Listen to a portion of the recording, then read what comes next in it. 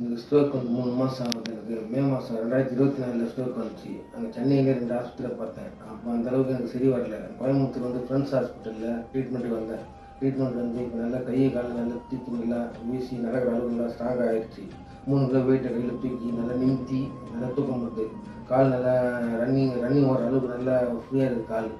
இன்னும் நல்லா இன்னும் 1 மந்த் செஞ்சிருந்தால் இன்னும் 100% பக்காவாக இருக்கும் சார் சொல்லியிருக்காங்க ராஜேஷ் கணேஷ் சார். இன்னும் சரியாயிடும்னு நம்பிக்கை இருக்குது. தொடர்ந்து எங்கள் ஊரில் சாரும் தெரபிஸ்ட் சாருக்கும் நன்றி தெரிவித்துக் கொள்கிறேன். நன்றி.